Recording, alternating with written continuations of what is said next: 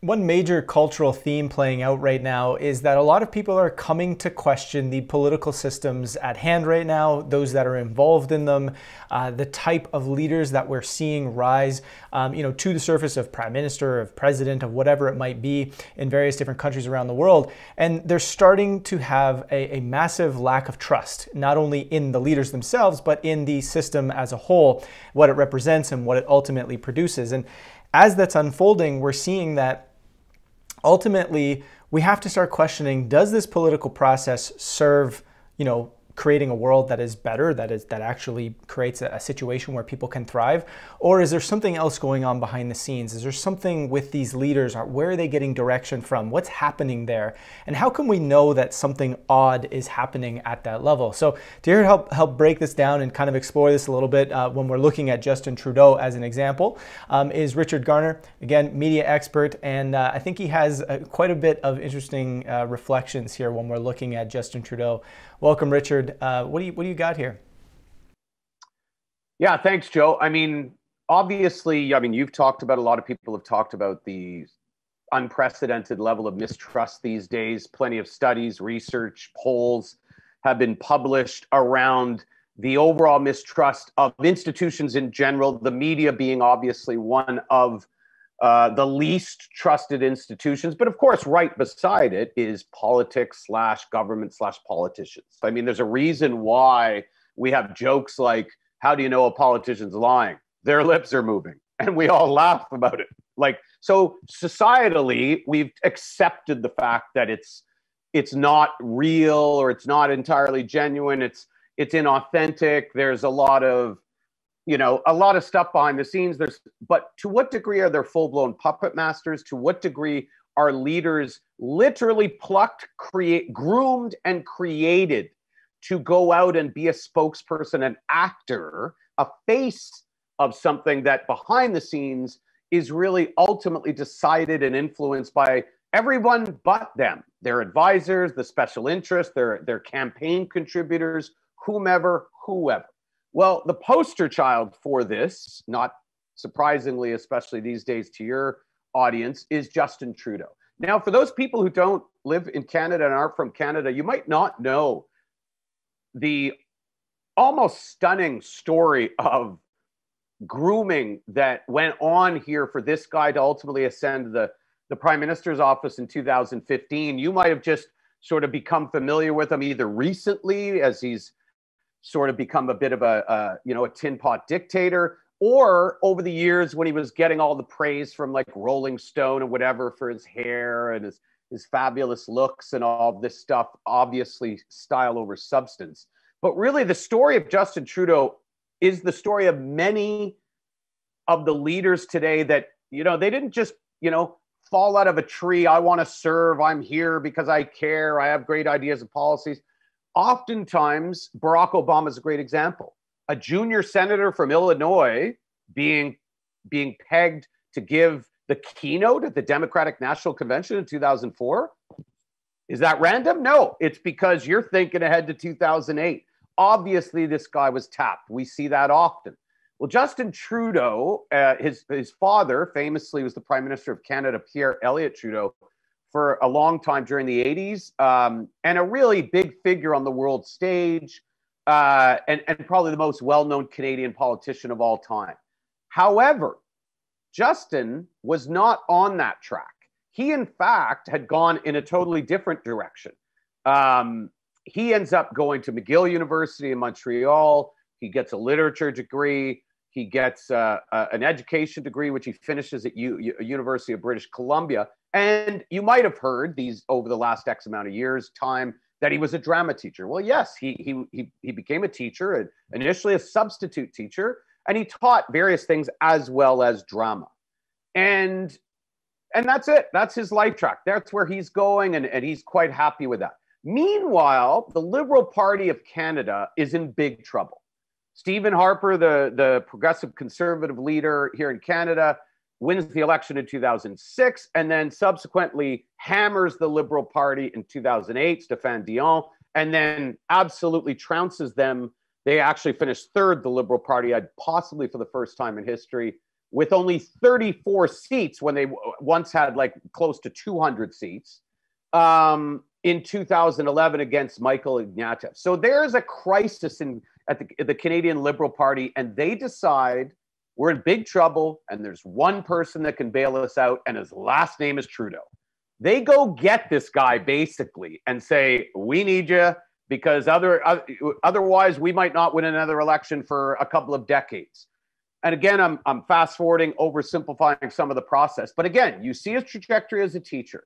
Then they probably and possibly, this was discussed after that, I don't know, infamous, Joe, eulogy Justin Trudeau delivered at his father's funeral in the year 2000. Go on to YouTube and watch this 12-minute like performance. Like it's like some 17-year-old doing Hamlet. It's a guy who's so obviously performing this for people to, you know, see him as the tortured son. Like it's in an incredible level of disingenuous. Friends, Romans, countrymen.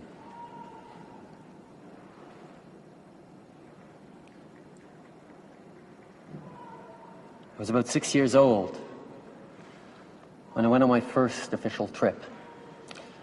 It stemmed from his deep love for and faith in all Canadians. And over the past few days, with every card, every rose, every tear, every wave, and every pirouette, you returned his love. For me, this eulogy, you could watch it, and if you needed a litmus test or a bullshit meter, let's just call it a bullshit meter, you put this on and you put a room full of, let's say, 100 people. You go around, the people who are crying, the people who are like caught up in this and believe it, those people are going to be mainstream, establishment, rule following, tell me what to do, I believe everything people. There is no way, in my opinion, that somebody could come out of this and believe that this is real, right? However, you could also go up to the other people who are like, this is killing me watching this. Those are the Pulse fans. Those are people who find themselves in the year 2022, like feeling like they're gaslit, feeling like, how can other people not see what's going on at this? Well, that's how X amount of people aren't programmed. And the political parties now understand, Joe Biden notwithstanding, that the way to go out and work the room isn't policy, isn't great ideas that are designed to help and serve people. The way to go out and achieve your ultimate agenda, which is always to continue to stay in power. In this day and age, you hire actors, you hire performers, you hire people that can go out and emote, right? That important part of acting, emote, connect with that person and affect them emotionally. That's how you get them invested in your performance. Well, you could also say in the world of politics, that's how you manipulate people.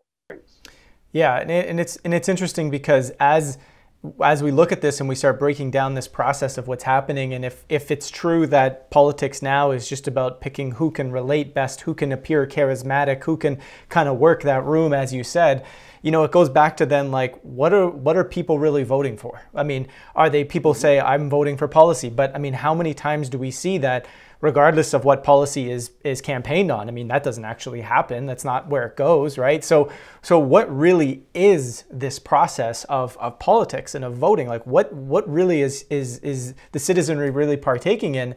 And with all this said, I recall, you know, Justin Trudeau during the Freedom Convoy say, look, you know, this whole Freedom Convoy is illegal, this, that, whatever. If we live in a democracy, if you want to make real change, you either, you know, protest peacefully and raise awareness, or you run for office. And what we're seeing here is that, you know, those who run for office are and get anywhere. When they get to a certain point, it's like the people that are selected are those that are just willing to walk some line of the powerful people in the past. So, this begs the question, and maybe you have some thoughts on this.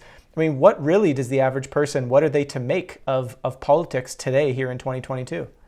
Well, you use the word, Joe, selected.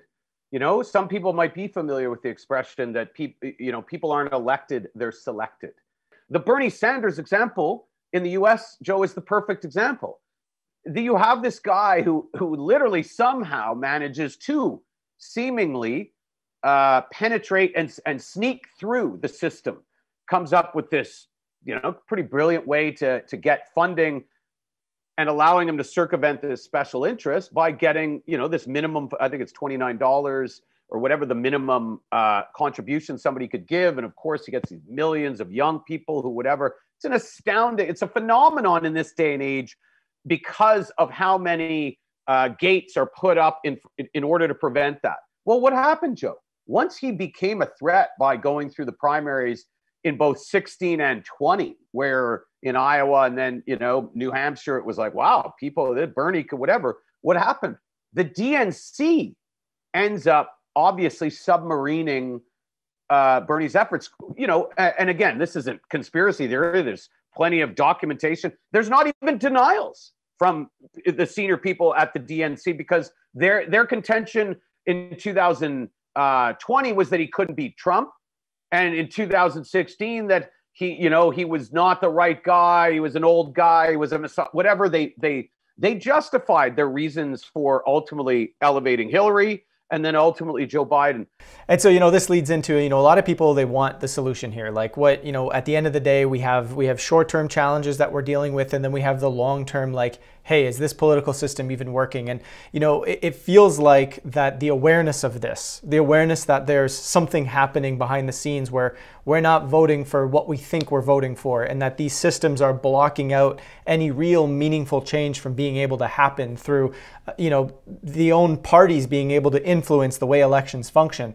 That's like the long game, is getting more people to understand that and to see that and to say, hey, maybe we need to talk about something else. Like, what are your thoughts on that whole feeling of what we do with this type of information? Well, it's tough, right? It's, it's like the self-help guru that wants to tell you that, you can turn your life around and be happy in 30 days.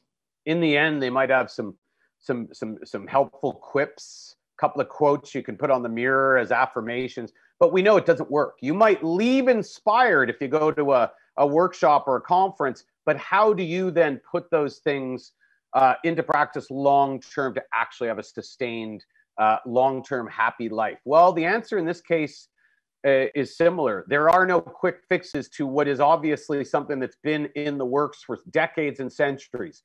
And if we think that the answer is a new leader or somebody that's going to just, sort of like a messiah come in and save us all, that's not happening either. What we've discussed today, Joe, is ultimately that the system that exists allows for this type of fraud, corruption, and gatekeeping that makes sure that nobody that's a threat to the system can ever ascend to be able to take down the system. That's what it exists to do. That is the political system. That's the media system. That is the structure of the society we live in. So, well, how do you address that? Well, obviously, those systems have to be taken down. I don't want to sound so hyperbolic that you can't be taken seriously, but I would say conversely, if somebody's saying that there's a way out of where we're at, and with the fast forward level of expedited momentum that's clearly going in a direction, if we think it's just, hey, let's see if we maybe get this person to run for office in the local, no, we have to be prepared. And I'm not talking about violent revolution necessarily, but I'm talking about a massive rejection of a system that's literally designed to maintain the status quo of a massive wealth gap of X amount of people that are in indentured servitude, a middle class in the middle to protect them from this rising up, and ultimately keeping a 1% of a 1% elite, just like they did prior to the American Revolution and the French Revolution. And then they just wore crowns and carried scepters. Yep, that's it. That's all. And like you pointed to, as sort of extreme as that sounds at times, I mean, it's something that will take time. We need to open up the conversations and be having them. And I think that's what, really this is about. Thanks so much for coming on and helping break this down for us. And we'll surely catch you next time. Great stuff as always, Joe. Thanks.